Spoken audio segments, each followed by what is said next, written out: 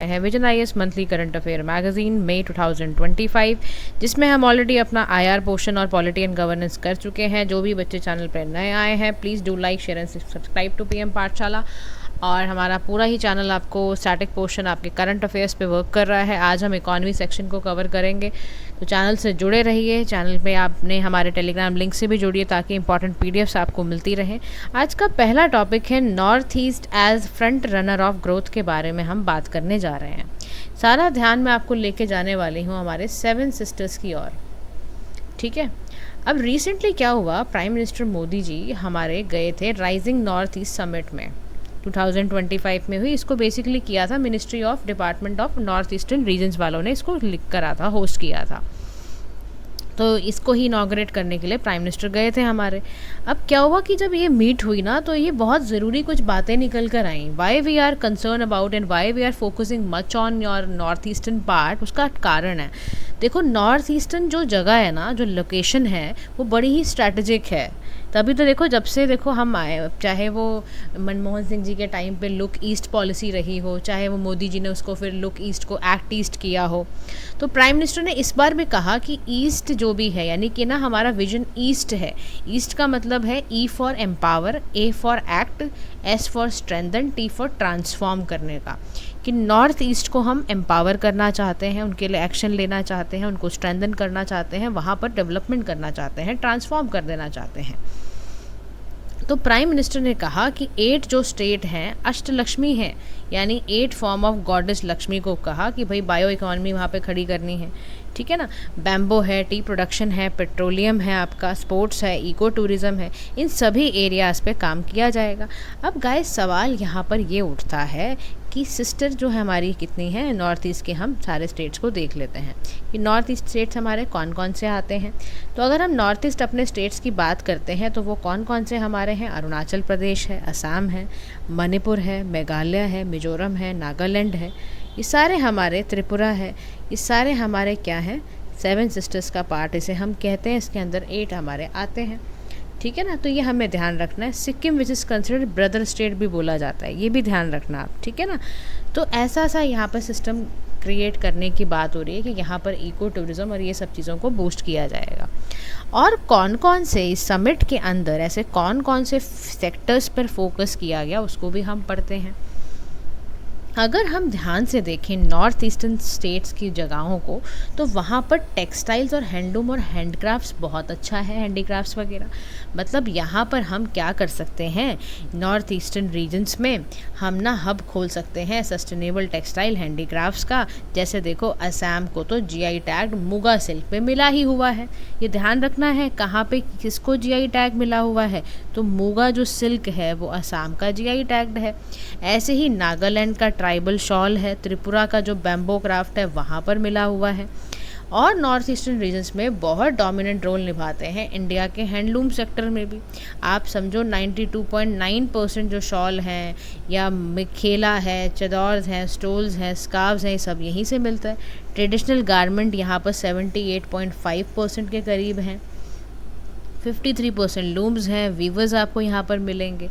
तो यानी कि ये सेक्टर काफ़ी ऐसा पोटेंशियल रखता है कि अगर हमने इसको अच्छे से कर लिया, इसको हमने लीड कर लिया, तो हम बहुत अच्छा पैसा कमा सकते हैं north eastern region. Second sector उठाया गया समिट में रिन्यूएबल एनर्जी का। भाई बोला गया कि ऐसा देखो ना, 40% इंडिया का टोटल मेजर रिजर्व्स जो हैं, कन्वेंशनल हाइड्रो पावर वगैरह को हटाकर हम रिन्यूएबल एनर्जी की तरफ बात करें, तो अरुणाचल प्रदेश, सिक्किम और असम में तो हैं 60 गीगावाट होल्ड करता है exploitable conventional hydro power potential. Major reserves आपके अरुणाचल प्रदेश, सिक्किम और यहाँ पर असम में तो हैं। फिर आईटी की बात की जाए या आईटी पार्क्स की बात की जाए, तो रैपिड आईटी इंफ्रास्ट्रक्चर क्रिएट कर सकते हैं असम में। आप सोचो, एसटीपीआई कॉम्प्लेक्स अगरतला का रीजन है, फर्स्ट आईटी आपका स्पेशल इकोनॉमिक जोन है वो। ऐसे ही इम्फाल में भी क्रिएट 2021 में किया गया था, तो वो भी पोटेंशियल है। इंफ्रास्ट्रक्चर एंड लॉजिस्टिक्स की बात करें, तो फिनेंशियल ईयर 2024-25 में देखा गया 78 किलोमीटर का नेशनल हाईवे बनाया गया है, ब्रिजेस बनाए गए हैं, डोला सदिया, बोगीबील, ये सब तैयार करे गए हैं। क्यों तैयार किए गए हैं, ताकि असम और अरुणाचल प्रदेश की कनेक्टिविटी को बढ़ाया जा सके। एयर कनेक्टिविटी को इम्प्रूव किया जा सके। जोगी घोपा जो है असम में स्ट्रेटेजिकली लिंक किया गया है इसको, ठीक है। इसके साथ साथ अगर हम टूरिज़्म एंड हॉस्पिटैलिटी की बात करें तो नॉर्थ ईस्टर्न रीजन्स में 2 यूनेस्को साइट्स हैं, काजीरंगा और एक मानस है। 30+ आपके वाइल्ड लाइफ सेंचुरीज़ हैं। सिक्किम एंड मेघालय में यहाँ पर क्या क्या कर रहा है, सस्टेनेबल टूरिज़्म की बात है, स्वदेश दर्शन की बात है, ये सारे के सारे इंफ्रास्ट्रक्चर को बूस्ट करने के लिए हैं। एजुकेशन की बात भी अगर हम करते हैं तो हाई लिटरेसी है मिजोरम में, 91.3%। देखो आप कितने लोग पढ़े लिखे हैं। त्रिपुरा में पढ़े लिखे लोग हैं, नागालैंड में हैं। इवन यहाँ की 40% जो पॉपुलेशन है वो 25 के नीचे है। तो नीचे वाली पॉपुलेशन अगर 25 साल से कम उम्र के बच्चे यानी युवा पॉपुलेशन है 40%, तो उनको हम इनोवेशन एंटरप्रेन्योरशिप में भेज सकते हैं। ये भी समिट में बात निकल कर आई। फिर हेल्थ की बात की जाए तो हाई पोटेंशियल है यहाँ पर पाइथो फार्मास्यूटिकल ट्रेडिशनल मेडिसिन में, और प्राइवेट हॉस्पिटल चेन्स खोलने में, डायग्नोस्टिक लैब्स खोलने में, सब जगह यहाँ पर काफ़ी पोटेंशियल रखता है। एग्रीकल्चर की बात करें तो रिच एग्रो बायोडाइवर्सिटी है, क्लाइमेट सपोर्ट, ऑर्गेनिक, बहुत चीज़ें यहाँ मिल जाएंगी आपको। 70% से ज़्यादा पॉपुलेशन एग्रीकल्चर यहाँ पर, आपके स्मॉल मार्जिनल फार्मर्स यहाँ रहते हैं। सोचो, यानी यहाँ पर आपका कीवी है, पाइनएप्पल है, कच्चा लेमन है, जोहा राइस, ये सब उगा सकते हो और हाई वैल्यू क्रॉप्स हैं, पैसा भी खूब कमाओगे। स्पोर्ट्स की बात करें तो यहाँ पर आर्चरी जो है या थैंगटा है या पोलो है, ये इंडिजिनस स्पोर्ट्स है यहाँ के। मणिपुर है, मिजोरम है, असम है, यहाँ बहुत एथलीट्स रहते हैं, फुटबॉलर हैं, बॉक्सर्स हैं, वेट लिफ्टर्स हैं। Infrastructure project like Indira Gandhi का जो एथलेटिक्स स्टेडियम है असम में, या खुमन लैम्पेक है मणिपुर का, ये सारे हब्स खोले गए हैं इंफ्रास्ट्रक्चर के लिए, इन्वेस्टमेंट के लिए। अब north eastern states of India की अगर बात करें तो देख लो आपके सामने ही है, इनको अच्छे से ध्यान रख लो। मैप आपको जब भी नॉर्थ ईस्टर्न स्टेट्स के बारे में लिखोगे मैप बना के आओगे गाइस। जो बच्चे भी मेंस लिखने वाले हैं उनके लिए मेरी सलाह है, please create a map also, ठीक है। अब पोटेंशियल क्या है नॉर्थ ईस्टर्न रीजन्स का to become front runner of growth. भाई जियो स्ट्रेटेजिकली बहुत बड़ा गेटवे साउथ ईस्ट एशिया का, बॉर्डर शेयर करता है, international borders, act east policy इसीलिए तो हम लाए हैं ताकि इकोनॉमिकली, पॉलिटिकली, कल्चरल टाइज हमारा स्ट्रेंथन रहे। फिर एनर्जी की बात रहे तो अबेंडेंट नेचुरल रिसोर्सेज हैं, कोल है, यूरेनियम है, ऑयल है, हाइड्रो पावर है, बहुत पोटेंशियल है। फिर डाइवर्स कल्चरल हेरिटेज यानी ऐसा region with unique ethnic community and traditions बहुत सारे हैं। लो कॉस्ट मैन्युफैक्चरिंग हब है, इंडिया का ग्रीन हब बहुत ज़्यादा है, हब टू लश फॉरेस्ट है, रिच बायोडाइवर्सिटी है, बहुत आइडियल है इको टूरिज्म के लिए, एग्रो बेस्ड इंडस्ट्रीज़ के लिए बहुत पोटेंशियल रखता है। लेकिन इसी के साथ साथ कोई भी पैकेज बिना चैलेंज के नहीं आता है। चैलेंज भी लाया है नॉर्थ ईस्टर्न रीजन्स में। पहला चैलेंज है पुअर कनेक्टिविटी। ये ऐसा रीजन है जो बहुत नैरो है। सिलीगुड़ी का कॉरिडोर चिकन नेक है, ये आइसोलेट रहता है पूरी रेस्ट ऑफ द कंट्री से, जहाँ मूवमेंट है ना लॉजिस्टिक्स है यहाँ पर इतनी। इंसर्जेंसी का खतरा हमेशा बना रहता है। बहुत ऑटोनमी, ट्राइबल राइट्स की यहाँ मूवमेंट चलती रहती है। ग्रेटर नागलिज्म कह लो या कुकी मिति का क्लैश कह लो मणिपुर में कह लो, या जो नेशनलिस्ट आपका national socialist council of Nagaland इस तक मूव हुआ था, वो भी चल रहा था। ट्राइबल राइट बहुत चलता रहता है। नार्को से तो हम बहुत परेशान है, नार्को टूरिज्म से, क्योंकि north eastern region golden triangle को बॉर्डर करता है। गोल्डन ट्रायंगल मतलब MLT, मतलब म्यांमार, लाओस, थाईलैंड, ये वाली कंट्रीज़ में, और यहाँ पर ट्रांजिट जोन है। ये हीरोइन बेचते हैं, सिंथेटिक ड्रग्स बेचते हैं, और हमारे बॉर्डर बड़े ख़तरनाक तरीके से यहाँ पर पुअरली मॉनिटर्ड हैं। मणिपुर, मिजोरम, नागालैंड, अरुणाचल प्रदेश, यहाँ पर बड़े आराम से ये सब ड्रग्स वगैरह आते हैं। फिर ह्यूमन राइट वायलेशंस की बात है। सुप्रीम कोर्ट ने कहा है NHRC को बहुत सारे कंसर्न किए कि आप साहब लगा देते हो नागपुर और नागालैंड और मणिपुर में तो बहुत ही से सेपरेटिस्ट सेंटिमेंट रहेंगे, वो तो बिल्कुल खुश नहीं है। फिर एनवायरनमेंट की अपने क्राइसिस हैं। ये जो इलाका है यहाँ पे फ्लड, लैंड स्लाइड, अर्थक्वेक बहुत आते हैं। एनुअल जो ब्रह्मपुत्र का पानी जो होता है ना, डिस्प्लेस करना पड़ता है कई लाखों लोगों को असम से, कितने लोगों की फसलें ख़राब हो जाती हैं। तो जोग्राफिकल इशू बहुत है। तो कह रहे हैं लेकिन फिर भी कुछ तो करना पड़ेगा, ऐसे थोड़ा ना बैठे रहोगे। तो इंडिया ने कुछ इनिशिएटिव्स लिए हैं, कुछ इंटरनेशनली लिए हैं, समझते हैं क्या। तो नॉर्थ ईस्ट ना हमने स्पेशल इंफ्रास्ट्रक्चर डेवलपमेंट स्कीम बनाई है ताकि हम ना फिजिकल इंफ्रास्ट्रक्चर, वाटर सप्लाई या आपका पावर, कनेक्टिविटी, टूरिज्म, इन सबको बढ़ा दें। प्राइम मिनिस्टर का एक डेवलपमेंट इनिशिएटिव है फॉर नॉर्थ ईस्टर्न रीजन, उसको ठीक करने को बोला गया है। मिशन ऑर्गेनिक वैल्यू डेवलपमेंट है, उसको हम आगे बढ़ा रहे हैं। आदिवासी पीस अकॉर्ड, ये सब बना रहे हैं। इंटरनेशनली वी आर क्रिएटिंग आपका regional connectivity project, act east forum की बात है, साउथ एशिया सब रीजनल इकोनॉमिक कोऑपरेशन की बात है। तो ये सारा काम हम वहाँ पर करते जा रहे हैं। वे फॉरवर्ड की बात की जाए तो यहाँ बोला जा रहा है डाइवर्सिफाई एक्सेस रूट्स। यानी फॉर एग्ज़ाम्पल हिली महेंद्रगंज जो आपका ट्रांसनेशनल कॉरिडोर है, इसको प्रपोज करा गया है कि भैया वेस्ट बंगाल को कनेक्ट करो, महेंद्रगंज को कनेक्ट करो। सिलीगुड़ी के कॉरिडोर रूट्स को बाईपास करने के लिए डाइवर्सिफाई करना रूट को बहुत ज़रूरी है, ताकि वेस्ट बंगाल, महेंद्रगंज, बांग्लादेश वगैरह से कनेक्ट हो पाएँ। इंसर्जेंसी को रोको भाई, कब तक चलाओगे?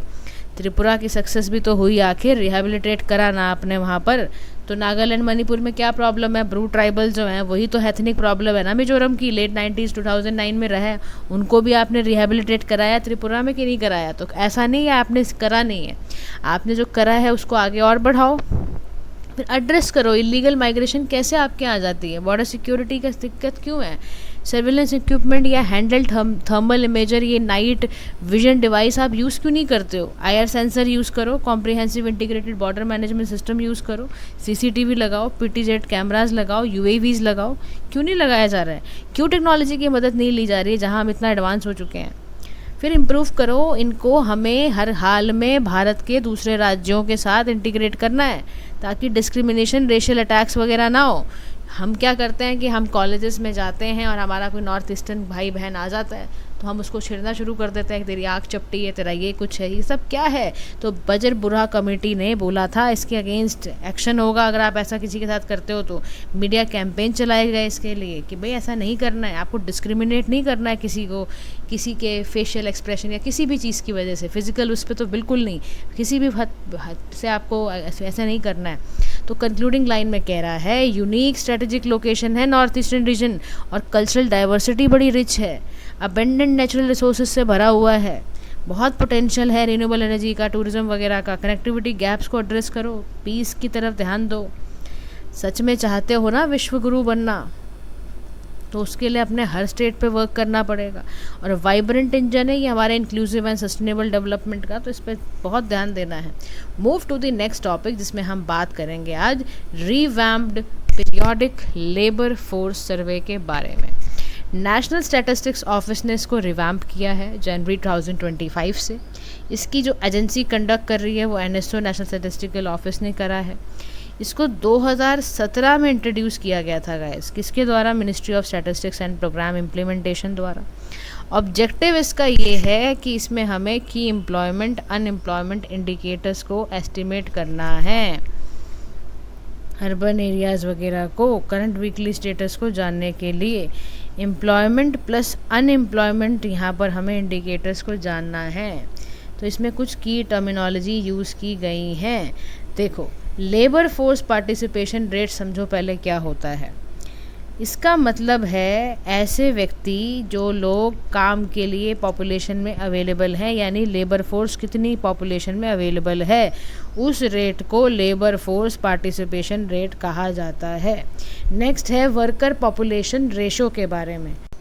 वर्कर जो पॉपुलेशन रेशो है उसका मतलब है आपकी एम्प्लॉयड पर्सन कितने हैं पॉपुलेशन में। अनएम्प्लॉयमेंट रेट का मतलब है कि आपकी पॉपुलेशन में कितने लोग अभी बेरोजगार हैं। एक्टिविटी स्टेटस का मतलब होता है कि एक्टिविटीज़ क्या क्या स्पेसिफाई रेफरेंस पीरियड में की जाती हैं। यूजुअल स्टेटस का मतलब होता है ये देखना कि लास्ट 365 डेज़ में आपने क्या क्या एक्टिविटीज़ करी preceding the date of survey, यानी यूजुअल प्रिंसिपल एक्टिविटी या इकोनॉमिक एक्टिविटी कैसे कैसे करा जा रहा है उसके बारे में डेटा बताता है। करंट वीकली स्टेटस का मतलब है कि 7 दिनों में आपका कैसे एक्टिविटी स्टेटस को देखना कि आपने क्या क्या एक्टिविटी करी। डेली एक्टिविटी भी चेक हो सकती है। If on a day person ने मान लो 1 घंटे काम किया है, उससे ज़्यादा किया, तो उसका वो वर्क स्टेटस आ गया जी इसने पूरे दिन में 1 घंटे काम किया। समझ में आया? उसको करंट डेली एक्टिविटी स्टेटस कहा जाता है। अब पीरियोडिक लेबर सर्विस को जो सर्वे है ये इसको इंट्रोड्यूस करा तो उसमें कुछ की चेंजेस किए जा रहे हैं। क्या? Availability of monthly estimates of labour market indicators at the current level, यानी जो की एम्प्लॉयमेंट है, अनएम्प्लॉयमेंट इंडिकेटर्स हैं, उसको मंथली बेसिस पे किया जा रहा है for rural and urban areas. समझ में आया? पहला ये रिलीज़ होगा, ठीक है। उसके बाद ये सब करने का फ़ायदा पता है क्या है? हम सैम्पल साइंस इन्हांस करना चाहते हैं, हम इंडस्ट्री डिसीजन सपोर्ट को बढ़ाना चाहते हैं, डिस्ट्रिक्ट लेवल प्लानिंग करने के लिए, सर्वे की इम्प्रूवमेंट के लिए, टाइमली लेबर फोर्स अपडेशन हो पाए और टाइमली अपडेट हो पाए इंडिया का लेबर मार्केट स्टैटिस्टिक्स। इसीलिए हम पीरियोडिक लेबर सर्वे में चेंजेस लेकर आ रहे हैं। और इवन एक्सटेंड किया गया quarterly estimate to rural areas, उनको और क्वार्टर में भी चेक करा जाए। कैलेंडर ईयर रिपोर्टिंग होगी फ्रॉम ईयर 2025। सर्वे शुरू होगा जनवरी से लेकर दिसंबर तक। जून जुलाई साइकिल्स प्रीवियसली चली हैं उन सबको देखा जाएगा। सैम्पल साइज इसका बढ़ा दिया जाएगा, जोग्राफिकल रिप्रेजेंटेशन इम्प्रूव की जाएगी। इसी के साथ साथ यहाँ बोला जा रहा है रूरल एरिया अर्बन सेक्टर्स को अलग अलग देखा जाएगा। सोशल इंडिकेटर्स के डेटा भी अवेलेबल होगा कि आपका एजुकेशन, लैंड प्रोसेस परचेस कितना करते हो, लैंड को कितना लीज आउट कर रखा है, कितनी मंथली इनकम रेंट से आ रही है, पेंशन, सारा डेटा यहाँ पे लिखा जाएगा। अब क्या अदर मेथडोलॉजीज़ हैं कंप्यूट करने की एम्प्लॉयमेंट रिलेटेड इंडिकेटर्स भारत में? तो उसके लिए हमारे पास एक एम्प्लॉयमेंट मार्केट इन्फॉर्मेशन प्रोग्राम भी है, वो भी हम चलाते हैं। इसको इम्प्लीमेंट करा गया अंडर एम्प्लॉयमेंट एक्सचेंज। ILO की रिपोर्ट आती है वर्ल्ड एम्प्लॉयमेंट, उससे भी हमें पता चलता है। सेंसस से भी हमें पता चलता है कि हमारा सोशो इकोनॉमिक करेक्टरिस्टिक्स क्या है, हमारे जो जनता है वो करती क्या क्या है। लेबर ब्यूरो है, ये भी चेक करता रहता है। तो इन सब से हमें पता चल जाता है कि हमारे देश का एम्प्लॉयमेंट इंडिकेटर कैसा है। ठीक है, अब इश्यूज़ क्या हैं एम्प्लॉयमेंट रिलेटेड इंडिकेटर्स को नापने के? सबसे पहले बात, डेटा बड़ा इनकन्सिस्टेंट है, सैम्पलिंग मेथड डिफरेंट है, सर्वे टाइमिंग्स अलग हैं, क्वेश्चन अलग तरह से पूछे जाते हैं, तो डेटा पूरी तरह से इतना अच्छा आता ही नहीं है। फिर रिलैक्स क्राइटेरिया है, करंट वीकली स्टेटस से आप बेसिकली ये इंडिविजुअल में काउंट कर रहे हो कि अगर उसने एक घंटे से कम काम करा है प्रीसीडिंग वीक में, तो विच ऑफन अंडर काउंट अनएम्प्लॉयमेंट। तो आप रिलैक्स क्राइटेरिया कितना है, इंडिविजुअल ने अगर एम्प्लॉयड माना जाए उसको, किसको इंडिविजुअल को एम्प्लॉयड माना जाए? जिसने 1 घंटे से या 1 घंटे से ज़्यादा काम करा है बस। तो आपने फिर क्या है, मतलब हफ्ते में बंदा 1 घंटे काम कर रहा है या उससे ज़्यादा कर रहा है तो उसको आप कहोगे कि अनएम्प्लॉयमेंट का पार्ट नहीं है ये। अनमैचिंग डेफिनेशन है ये। हमारे अनएम्प्लॉयमेंट की डेफिनेशन, एम्प्लॉयमेंट की डेफिनेशन इंटरनेशनल स्टैंडर्ड को मीट नहीं करती है। रिस्ट्रिक्टिव नेचर है हमारे सर्वेस का। कई चीज़ों पे हमारा सर्वे एब्सोल्यूट साइलेंट दिखाता है। अनएम्प्लॉयमेंट नंबर पे क्या करा आपने, उसका क्या इंट्रोड्यूस कर रहे हो, कैसे उसको टैकल कर रहे हो अनएम्प्लॉयड पॉपुलेशन को, उसके बारे में कुछ नहीं बोलता। सैम्पल का साइज़ बड़ा इनएडिक्वेट है हमारा, टाइम लैग है, पुअर क्वालिटी है, पुअर क्वालिटी के रिस्पॉन्स आते हैं, तो डेटा जो रिसीव हो रहा है वो बहुत अच्छा डेटा नहीं होता है हमारा। तो वे फॉरवर्ड में देखो क्या कह रहा है ये, वे फॉरवर्ड में ये कह रहा है कि ना आपसे पहले तो अपनी डेफिनेशन ठीक करो इनफॉर्मल सेक्टर्स की। आपने यूनाइटेड नेशन सिस्टम में जो आ रखा है वैसी डेफिनेशंस लगाओ। ILO ने अर्ज किया है भारत को, भैया स्टैंडर्ड पे चलो। और AI का यूज़ क्यों नहीं करते हो डेटा की क्वालिटी को बढ़ाने के लिए? इस्तेमाल करो, आप लिवरेज करो उसका, उससे स्पीडअप बढ़ाओ अपनी, और क्रिएट करो एक central survey for all government data, harmonise करो, एलिमिनेट करो सर्वे एंड डुप्लीकेशंस वगैरह को ख़त्म करो। और साथ ही साथ ग्रेटर पब्लिक अवेयरनेस और इंगेजमेंट स्टैटिस्टिकल इंसाइट्स की बढ़ाओ। जैसे कंट्रीज़ लाइक कनाडा है, US है, स्टोरी टेलिंग पोर्टल डेटा बनाओ, आप इंटरेक्टिव मैप्स बनाओ जिससे लोगों को सोशो इकोनॉमिक ट्रेंड समझ में आए। समझ में आ रहा है, ऐसा डेटा क्रिएट करना है। Now we are moving towards sea port, जिसमें हम विजहिंजम इंटरनेशनल सी पोर्ट के बारे में बात करने जा रहे हैं। देखो जी कहाँ लोकेटेड है, ये मैंने आपको दिखा दिया है। अब ये क्या है, न्यूज़ में क्यों रहा, इसके बारे में अब हम जानने वाले हैं। Recently prime minister Modi ji ने इस पोर्ट को, सी पोर्ट को इनॉग्रेट करा है केरला में, और ये है एक आपका international transshipment deep water multipurpose sea port है। ठीक है, ये भारत का पहला deep water container transshipment port है। बहुत ही एम्बिशियस प्रोजेक्ट है, केरला की गवर्नमेंट ने चलाया है। बनाया इसको इसलिए जा रहा है ताकि मल्टीपर्पज़ के लिए काम आ जाए, और ब्रेक बल्क कार्गो को ब्रेक करने के लिए लाया जा रहा है। ताकि पोर्ट में यहाँ पर लैंडलॉर्ड मॉडल भी है, PPP भी यूज़ करा गया है, डिज़ाइन, बिजनेस, ऑपरेट सब तरह का इसमें करा गया है। अब विजहिंजम जो ये हमारा पोर्ट है, ये इतना इम्पॉर्टेंट क्यों है? एडवांटेज क्या है भाई? स्ट्रेटेजिक लोकेशन पर है, 10 नॉटिकल्स माइल पे है, जो कि इंटरनेशनल शिपिंग का सबसे बिजी इलाका है, और यही इलाका यूरोप, पर्शियन गल्फ और फार ईस्ट को कनेक्ट करता है। That is why this area is highly important. Naturally advantaged है, नेचुरल डेप्थ को यूज़ करता रहता है, स्केलेबल इंफ्रास्ट्रक्चर को यूज़ करता है, इसलिए ये बहुत ज़रूरी है। नेचुरल डेप्थ इसकी बहुत अच्छे से हम इस्तेमाल कर सकते हैं, कंटेनर्स को, शिप्स को, जो कि 20 मीटर जो चाहिए होता है वैसा मिल जाएगा हमें। इंफ्रास्ट्रक्चर खोल सकते हैं, कार्गो की ग्रोथ और हमारा सिल्टेशन कम हो, ये बहुत अच्छी जगह है उसके लिए। ये बात समझ में आ रही है? एंड नेक्स्ट इज़ ट्रांसशिपमेंट होता क्या है? शब्द आया जी, ट्रांसशिपमेंट बनाया जा रहा है। क्या है ये? यानी जब कार्गो या कंटेनर किसी एक वेसल से दूसरी वेसल पे जाएं तो ट्रांजिट के समय पर एक फाइनल पोर्ट ऑफ डेस्टिनेशन की ज़रूरत पड़ती है। उसी डेस्टिनेशन पॉइंट को हम ट्रांसशिपमेंट कहते हैं। 3 तरीके से ट्रांसशिपमेंट हब जो है वो काम करता है। एक होता है हब एंड स्पोक, यानी कनेक्ट करता है शॉर्ट डिस्टेंस को, फीडर लाइंस को या लॉन्ग डिस्टेंस सी को, है ना, लिंक करता है रीजनल या ग्लोबल शिपिंग नेटवर्क्स को। इंटरसेक्शन में भी होता है, जैसे मान लो कोई लार्ज शिप है, उसको डीप सी रूट से कैसे जाना है ना, वहाँ से ये मदद करेगा। ट्रांसशिपमेंट हब जो होता है ना, वो शिपिंग रूट्स को कनेक्ट बहुत ज़्यादा करता है किसी सेम रीजन पे। इस तरह से ये बड़ी मदद करता है। अब हम थोड़ा सा ना इसके बारे में और डिटेल पढ़ते हैं कि ट्रांसशिपमेंट बेसिकली पोर्ट इस तरह के करते क्या क्या है। देखो, ये ना एक स्ट्रैटेजिकली लोकेटेड होते हैं गाइस। यहाँ पर कार्गो आप ट्रांसफ़र कर रहे हो एक शिप से दूसरे शिप में, ताकि जो उसकी जर्नी है ओरिजिन से फाइनल डेस्टिनेशन तक वो पहुँच पाए। अब जो ये तरीका है ना, ये direct shipping root is not available, क्योंकि शिप को हमेशा ना रिकन्फिगर करना पड़ता है कार्गो को डिफरेंट लैग्स ऑफ जर्नी में। ट्रांसशिपमेंट का पर्पस होता है एक इंटरमीडियरी की तरह काम करना। क्या करना होता है? इंटरमीडियरी की तरह ये काम करता है ट्रांसशिपमेंट। ये ग्लोबल शिपिंग नेटवर्क्स को वेरियस शिपिंग रूट्स के साथ कनेक्ट करता है। जब भी आप कोई कार्गो ट्रांसशिप करते हो तो वो पहले एक वेसल से अनलोड होगा, फिर दूसरे वेसल में रीलोड होता है। समझ में आ रहा है ये बारी? जैसे आप ना मान लो, ऐसे भारत डेवलप कर रहा है ना ट्रांसशिपमेंट, लाइक गलत बे हमने करा या विजिंजम करा। इसका एम यही है कि हम ना स्ट्रैटेजिकली लोकेटेड जितने भी करंट मेजर शिपिंग रूट्स हैं उसको हम उसकी कॉस्ट को रिड्यूस करें, डिलीवरी टाइम अच्छा करें। अब इससे फ़ायदा क्या होगा? लॉजिस्टिकल कॉस्ट कम हो जाएगी, एफिशिएंसी बढ़ जाएगी, इकोनॉमिक ग्रोथ होगी, ट्रेड बढ़ेगा, इन्वेस्टमेंट बढ़ेगी। इसीलिए हम ऐसा शिपमेंट बना रहे हैं। बात समझ में आई? अब भारत की ज़रूरत क्यों है, तो आ जाओ समझ लेते हैं। हाई डिपेंडेंसी थी हमारी फॉरेन ट्रांसशिपमेंट हब्स में, 75% यूज़ करते थे हम आउटसाइड इंडिया। कोलंबो, श्रीलंका, आपको जो पड़ा हुआ है, सिंगापुर, मलेशिया, यहाँ से यूज़ करते थे हम ट्रांसशिपमेंट। तो हमें लगा यार तो बड़ा पैसा ख़राब हो रहा है हमारा।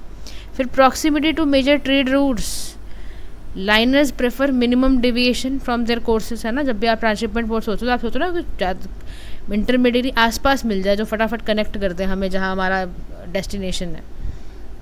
ईस्ट वेस्ट ट्रेड रूट जो है, फार ईस्ट से लेके Europe and US and west आपका मलक्का स्ट्रेट होते हुए स्विच करना, ये बड़ा ग्लोबल ट्रेड रूट है। उसके लिए हमें चाहिए था ट्रांसशिपमेंट, और ये दोनों ही गलत है, बे हो या विजिंजम हो, ये प्रॉमिसिंग लोकेशंस हैं स्विच के रूट तक पहुंचने की।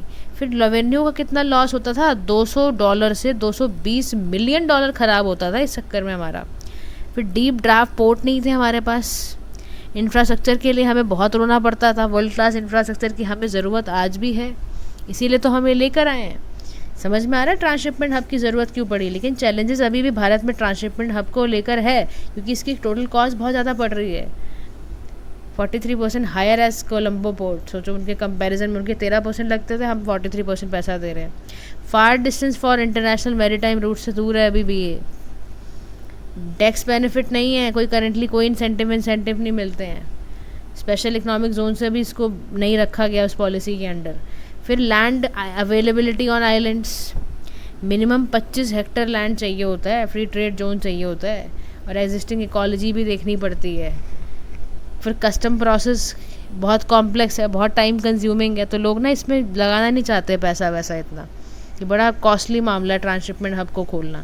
तो लेकिन भारत सरकार पूरी कोशिश कर रही है कि प्रमोट किया जाए। तो उसके लिए हमने क्या करा है, इंटरनेशनल कंटेनर ट्रांसशिपमेंट बोर्ड जैसे बना लिया हमने, ताकि हम ज़्यादा से ज़्यादा मलक्का स्ट्रेट या सारे के सारे है ना हम ट्रांसफ़र कर पाएँ गुड्स को। कोची इंटरनेशनल हमने ऐसे बनाया हुआ है ट्रांसशिपमेंट टर्मिनल वलार पदम में आइलैंड के अंदर, है ना, ये भी हमने तैयार करा है। इसके साथ साथ ना अमृतकाल विजन है 2047 का, इसको भी हम ना चाहते हैं अचीव करना। तो इसके लिए हम वर्ल्ड क्लास चाह ही रहे हैं बनाना, हम डेवलप भी कर रहे हैं ऐसा वर्ल्ड क्लास पोर्ट्स बनाना, कोस्टल शिपिंग तैयार करना। ऐसे ही कैबोटेज लॉ रिलैक्सेशन है, ये भी हम काम कर रहे हैं। कैबोटेज है ना प्रैक्टिस होती है, इम्पोज करना रिस्ट्रिक्शंस, कोई अगर डोमेस्टिक कार्गो जा रहा है, ये सब जा रहा है इस पे जो।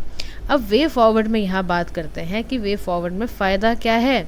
तो positive economics of cargo logistics, हमें 15 से 20% ज़रूरत है लोअर कॉस्ट करने की। ग्लोबली कॉम्पिटिटिव होना पड़ेगा हमें। कंट्री जैसे कि आपकी यूएस है, श्रीलंका है, ये सारी जो कंट्रीज़ हैं, dredging cost is partially borne by national government. On similar line, dredging costs would need to be partially borne by Government of India. In order to make Indian ports को globally competitive कराने के लिए हमें ना करना पड़ेगा government को ये काम। फिर डेवलप हमें करने कैसे हैं, वर्ल्ड क्लास मेगा पोर्ट बनाए भी हम, सिर्फ वादे ना करें, हम अपने कस्टम प्रोसेस को सुधार करें। अगर हम सच में चाहते हैं ट्रांसशिपमेंट कार्गो हमारा काम करे, और इसको मॉडर्नाइज करते जाना है। हमारे जितने भी मेजर पोर्ट्स हैं ना लैंडलॉर्ड मॉडल पर मूव हो रहे हैं, तो हम चाहते हैं उसको प्राइवेट सेक्टर भी पार्टिसिपेट करे ताकि उसकी ऑपरेशनल एफिशिएंसी बनी रहे। तो देखो कंक्लूडिंग लाइन में एक बात तो हमें समझ में आ गई है कि स्ट्रेटेजिक लोकेशन पे बनाया गया ये पोर्ट है ना विजिंजम, और स्केलेबल इंफ्रास्ट्रक्चर है, नेचुरल डेप्थ भी है, तो इससे बहुत ज़्यादा हमारे ना फॉरेन पोर्ट की डिपेंडेंसी ख़त्म होगी, ट्रांसशिपमेंट रेवेन्यू हमारा रिक्लेम कर सकते हैं हम। अगर हम इस विजन पे चलना चाहते हैं तो पॉलिसी रिफॉर्म, इंफ्रास्ट्रक्चर को मॉडर्नाइज कर दें और कॉस्ट कॉम्पिटिटिवनेस हमें करना पड़ेगा, तभी हम अपने ना इंडिया के मैरीटाइम एडवांटेज को इस्तेमाल कर पाएंगे। ठीक है, this is all about this topic. Now moving towards next topic हमारा क्या है, नेशनल रोड सेफ्टी रोड के बारे में हम बात करेंगे।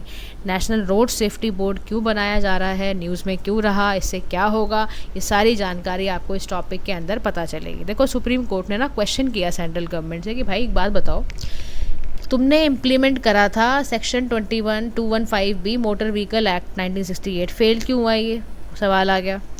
कह रहा जी आपने इसमें बोला था हम ना नेशनल रोड सेफ्टी बोर्ड बनाएंगे, क्या हुआ उसका, नोटिफिकेशन दिखाओ।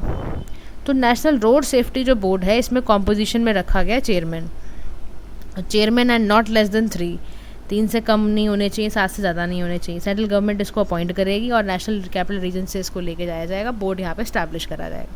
इसका काम क्या होगा, नई टेक्नोलॉजी लेकर आना, रोड सेफ्टी को प्रमोट करना, रेगुलेट करना ट्रैफिक को, मोटर व्हीकल्स को देखना, समझ रहे हो। प्रमोट क्या करता है, गुड सामरियंस। अब ये क्या होता है सामरियंस, ट्रैफिक को कैसे मैनेज करना है, कैसे न्यू व्हीकल टेक्नोलॉजी पे काम करना है, कैसे हमें रोड सेफ्टी को इन्हांस करना है, ये सारे के सारी बातें यहाँ पे निकल कर आती हैं। अब देखो सामरियंस बेसिकली होते क्या हैं, हम इसको भी समझते हैं, क्योंकि देखो हमने यहाँ बात करी है ना कि भाई क्या ऐसा वर्ड है। सामरियंस मतलब होता है 2 तरह के डिस्टिंक्ट ग्रुप्स, ठीक है।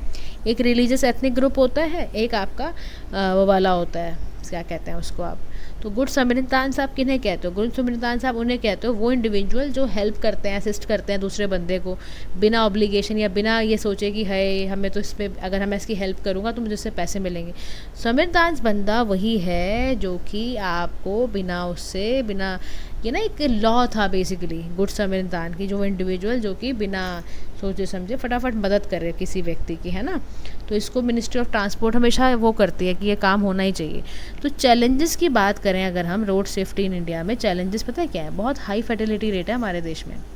इंडिया में 11% ग्लोबल रोड फर्टिलिटी 2022 में देखी गई है। मोस्ट डेंजरस हमारी कंट्री के रोड है।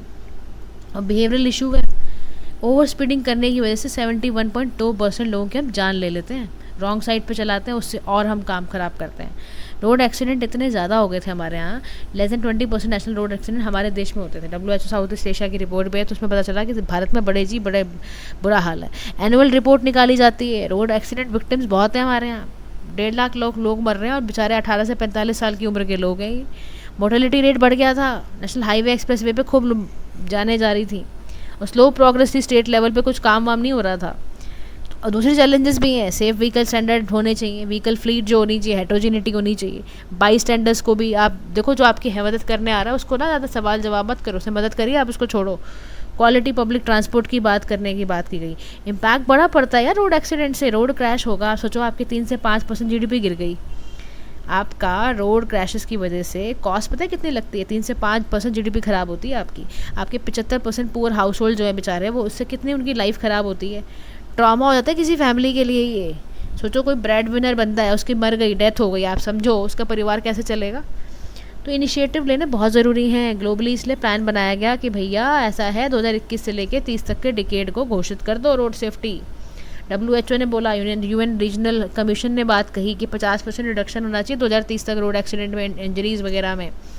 ब्रासीलिया में निकला ये कि भैया सस्टेनेबल डेवलपमेंट गोल्स, हेलो, उसको भी 2030 तक फुलफिल करना है, नंबर ऑफ डेथ्स को कम करो। तो इसीलिए इंडिया में भी मामला आया। इसके बाद इंडिया में भी देखो नेशनल रोड सेफ्टी पॉलिसी 2010 आई, ताकि रोड सेफ्टी पे अवेयरनेस बढ़े, रोड सेफ्टी डेटाबेस क्रिएट करे जाएं। मोटर व्हीकल जो एक्ट है 1988 का, उसको बोला गया मॉडिफाई करो। तो गुड समेरतान को हमने डाला यार, सेक्शन 134A में डाला हमने कि भैया वो लोग हैं जो कोई सिविल क्रिमिनल एक्शन मत इनको लो यार, वो बचाने आया है। उसने good samaritan shall not be liable for any civil criminal action for any injury और death of the victim of an accident, उसको आप मत कुछ करो, ठीक है। तो कैशलेस ट्रीटमेंट देते हैं, ये बंदा बड़ा ज़बरदस्त है, हेल्प कर रहा है बिना उसके किसी कंपनसेशन के। अब उसको आप क्रिमिनल एक्शन में उससे पूछताछ कर रहे हो, उसको बेवकूफ़ बना रहे हो, पागल बना रहे हो, उसको मत करो आप, कोई मदद करने नहीं आएगा फिर। और कैशलेस ट्रीटमेंट की बात की गई, स्कीम लॉन्च की गई इसके लिए कि प्रोविजंस करे गए कि भाई कोई भी बंदा जो भी विक्टिम है, रोड एक्सीडेंट्स हो रहा है, कुछ भी ऐसा मोटर व्हीकल का कुछ प्रॉब्लम हो रहा है, उसको करना। Victims are eligible for cashless treatment, इनको मिलता है 1.5 लाख का डेजिग्नेटेड हॉस्पिटल्स में for a maximum period of 7 days। ऐसा करा गया कि भाई 7 दिन तक उसको दो। फिर nodal agency state road council इस पर काम करती है, डेजिग्नेटेड हॉस्पिटल्स भी हैं, वो भी इस पर काम कर रहे हैं। पेमेंट टू हॉस्पिटल्स भी ज़्यादा दी जा रही है। व्हीकल्स की इंजीनियरिंग पर कि ऑटोमोबाइल सेफ्टी स्टैंडर्ड इस पे काम करेंगे, एयर बैग्स बनाना, एंटी ब्रेकिंग सिस्टम को तैयार करना, रोड इंजीनियरिंग के लिए करना काम, ये सारे। फिर भारत का ना NCAP भी एक आया है, तो ये new car safety assessment programme है, मैकेनिज्म है, स्टार रेटिंग करना ऑटोमोबाइल्स पे। तो कह रहा है क्या क्या मेजर्स लिए, तो कह रहा है देखो सबसे पहले ना गवर्नेंस एंड रेगुलेशंस को इम्प्रूव करना है, स्ट्रेंथन करना है रोड असेसमेंट प्रोसेसेस को। KS राधाकृष्णन पैनल बनाया गया है इसके लिए, ताकि आप रिकमेंड कर पाओ third party safety audit to state highways. Technological assessment की बात की जा रही है कि इसको एडवांस करो, AI मॉडल्स वगैरह का यूज़ करो, अडॉप्ट करो सेफ सिस्टम अप्रोच को ज़्यादा से ज़्यादा, प्लान करो, रोड इंफ्रास्ट्रक्चर तैयार करो, व्हीकल सेफ्टी पे ध्यान दो, आपका इंप्रूव करो emergency health care system, trauma care centres बनाओ। यार ट्रॉमा हो जाता है, इतना गंदा एक्सीडेंट होते हैं, आप यूज़ करो क्वालिटी हेलमेट्स यूज़ करो। लोगों की ना ड्राइविंग हैबिट्स को, स्पेशली जो यूथ है उसको, अल्कोहल देखो कहीं वो पी के तो नहीं चला रहा, ड्रग का यूज़ तो नहीं चला रहा है, ये सब पे बहुत ध्यान देना है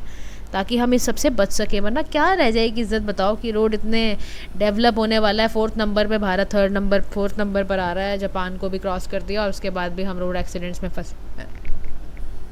नेक्स्ट इस डिस्ट्रिक्ट मिनरल फाउंडेशन के बारे में बात हम करने जाने वाले हैं।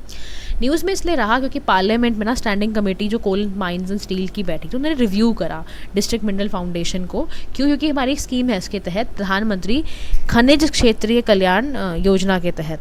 अब डिस्ट्रिक्ट मिनरल फाउंडेशन क्या है समझते हैं। देखो ये ना 2015 में क्रिएट करा गया था, तो ये ना नॉन प्रॉफिट स्टैट्यूटरी फंड है, हर डिस्ट्रिक्ट इससे अफेक्टेड होता है बाय माइनिंग, जैसे माइनिंग रिलेटेड ऑपरेशंस हैं, ये सेटअप है नॉन प्रॉफिट ट्रस्ट का। तो ऑब्जेक्टिव क्या होता है इसका, to work for the interest and benefit of the person, जो भी एरिया में अफेक्टेड है, कुछ ऐसा अगर आता है तो। अब DMF का स्ट्रक्चर समझते हैं, ये 2 tier एडमिनिस्ट्रेटिव सेटअप है, ये एम्पावर किया गया ताकि रूल्स वगैरह प्रिस्क्राइब करे जाएं, या गवर्निंग काउंसिल है, पॉलिसी मेकिंग बॉडी है। फंक्शंस क्या होते हैं DMF के, डिस्ट्रिक्ट मिनरल फाउंडेशंस के क्या होते हैं, ये करने की कोशिश करें।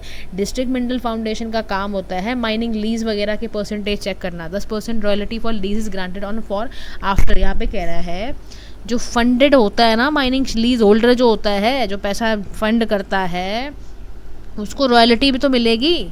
10% रॉयल्टी मिलती थी पहले, 2015 के बाद से मिलने लगी है। 2015 से पहले 30% रॉयल्टी मिलती थी, जो पैसा इस पे लगाया जाता था, लीज पे फंड करता था। तो कंट्रीब्यूशन जो माइनिंग लीज पे लगाता है उसको फिर आपको पता है परसेंटेज रॉयल्टी की दी जाती है। फंड का यूटिलाइजेशन की गाइडलाइंस वगैरह को बनाया गया है। अब भारत में माइनिंग जुरिस्डिक्शन को लेकर क्या क्या लॉ हैं, कॉन्स्टिट्यूशनल प्रोविजंस क्या हैं, तो कह रहा है देखो यूनियन लिस्ट में लिखा हुआ है पहले ही, कॉन्स्टिट्यूशनल फ्रेमवर्क स्टेट लिस्ट में भी लिखा हुआ है, कौन कितना माइनिंग कहाँ रेगुलेशन के हिसाब से होगी। Minor mineral authority central government भी कर रही है, स्टेट गवर्नमेंट भी कर रही है, इनके पास पूरी अथॉरिटी है मिनरल माइनर मिनरल्स को करना, एम्पावर करना। तो MMDR करके ये अमेंडमेंट आती हैं आपकी, ताकि आप इस पे ऑक्शन वगैरह चला पाओ। DMF ने भी काफ़ी काम करा है। अब देखो इसका ना काम बेसिकली क्या है, ये करा क्यों जा रहा है, ये इसलिए किया जा रहा है ताकि हमारे बेसिकली क्या हो, हम जो ये चाहते हैं ना कि हमारे पार्टिसिपेटरी गवर्नेंस रूल लॉज अच्छे हो जाएं, जैसे पीस एक्ट है, फॉरेस्ट रिजर्व है, राइट एक्ट है, ये अच्छे से इम्प्लीमेंट हो पाएँ, इसके लिए हम ध्यान दे रहे हैं। DMF फंड हमारे 3 स्टेट से सबसे ज़्यादा आता है, उड़ीसा, छत्तीसगढ़, झारखंड से अब प्रधानमंत्री जो खनिज क्षेत्र कल्याण योजना है ये बनाई क्यों गई, 2015 में क्यों आई ये इसलिए आई, सेंट्रल गवर्नमेंट लेकर आई इसको सेक्शन 20A MMDR एक्ट के तहत। एक तो इसको इम्प्लीमेंट स्टेट गवर्नमेंट करती है, इंश्योर करना, सस्टेनेबल डेवलपमेंट करना, हेल्थ केयर के लिए, एजुकेशन के लिए, इंफ्रास्ट्रक्चर के लिए, वाटर के लिए, लाइवलीहुड के लिए। तो 70% जो DMF फंड है must go to high priority area, drinking water के लिए, हेल्थ केयर के लिए, एजुकेशन के लिए जाए, स्किल डेवलपमेंट के लिए जाए, एक्सपेंड करने के लिए जाए। 70% स्पेंड किया जाए माइनिंग रिलेटेड एरियाज़ में, 10% इसका सस्टेनेबल लाइवलीहुड पे दिया जाए। तो इस तरह से ये इसको बनाया गया है सिस्टम को। लेकिन इसमें फिर भी चैलेंजेस आ जाते हैं, क्यों? क्योंकि जो गवर्नमेंट ऑफिशियल्स होते हैं वगैरह, डिस्ट्रिक्ट कलेक्टर्स वगैरह का कंट्रोल में होता है, लिमिटेड, क्या बोलते हैं, माइनिंग कम्युनिटी लिटिल है, रिप्रेजेंटेशन बहुत कम है, 5 ही स्टेट्स तो हैं खाली, इंडिपेंडेंस की कमी है। जो आपके DC है, डिस्ट्रिक्ट कलेक्टर है, चेयरपर्सन होता है वो गवर्निंग काउंसिल और मैनेजिंग कमेटी का, लिमिटिंग इंडिपेंडेंट डिसीजन मेकिंग है उसकी, प्लानिंग नहीं कर पा रहे आप कुछ, उसको बेनिफिशरी को आइडेंटिफाई करना बड़ा मुश्किल है। फिर इसमें स्पेंडिंग बहुत कम है, फंड बहुत कम आता है, प्रोजेक्ट्स में डिले बहुत ज़्यादा है। 11 स्टेट ओवर 30% DMF फंड को खाली एलोकेट कर रहे हैं, लगाओ। ग्रीवेंसेस बहुत है ही नहीं डिस्ट्रिक्ट में, कंप्लेंट सिस्टम का कोई सिस्टम नहीं है, कोई सोशल ऑडिट नहीं होता इनका, गैप है हमारे गोल्स में और हम जो सिस्टम क्रिएट करना चाहते हैं वो। तो देखो, हम प्रधानमंत्री खनिज से चाहते क्या थे, हम चाहते थे इसके तहत सस्टेनेबल डेवलपमेंट हो हमारे माइनिंग अफेक्टेड एरिया में, उसको फंड मिले हेल्थ केयर के लिए, एजुकेशन के लिए, लाइवलीहुड वगैरह उनका ठीक करने के लिए। हम चाहते थे कि DMF फंड 70% जाए ड्रिंकिंग वाटर, हेल्थ केयर वगैरह पर, लेकिन यहाँ पर किया नहीं जा रहा है उस हिसाब से। तो रिफॉर्म की बात आई कि गवर्नेंस को ठीक करो भाई, इंडिपेंडेंट बनाओ DMFs को, कम्युनिटी लेड इंस्टीट्यूशंस की तरह इसको डिस्ट्रिक्ट एडमिनिस्ट्रेशन के एक्सटेंशन में मत डालो आप। फिर इसमें 1/3 जो रिप्रेजेंटेशन कह रहा है कि माइनिंग अफेक्टेड कम्युनिटीज़ को बुलाओ आप, वो ज़्यादा जानते हैं कि उनको क्या प्रॉब्लम है। फिर पार्टिसिपेटेड प्लानिंग होनी चाहिए उनकी, स्ट्रिक्ट इन्फोर्समेंट लगाओ आप, ऑडिट इनका सोशली हर लेवल पर होना चाहिए, तब जाके ये काम करेगा। तो कंक्लूडिंग लाइन में कह रहा है कि डिकेड हो गया भाई, 10 साल हो गए, DMF remains work in progress, अभी भी चल रहा है। कोई भी चीज़ अभी तक वर्क इन प्रोग्रेस कैसे चल सकती है? क्या फंड की दिक्कत है? तो फंड लेकर आओ, विजन की दिक्कत है, पॉलिटिकल विल की दिक्कत है, तो उसको ठीक किया जाए। तो कह रहा था problem is not a lack of fund, problem है विजन ही नहीं है, कोई पॉलिटिकल विल ही नहीं है इसको ठीक करने की। तो फॉर DMF यानी आप डिस्ट्रिक्ट मिनरल फाउंडेशन को अगर आप ट्रूली ठीक करना चाहते हो तो नीड है, अर्जेंट नीड है सिस्टमेटिक चेंजेस करने की, ताकि ठीक से आपको डिसीजन मेकिंग पे काम किया जा सके। तो इसीलिए हमने इसको पढ़ा। तो अब शॉर्ट्स गाइस बहुत सारे हैं, तो कल आपको MCQs और शॉर्ट्स वगैरह सब मिलेंगे। आज के लिए गाइस इतना ही। Thank you so much for listening, have a nice day to all.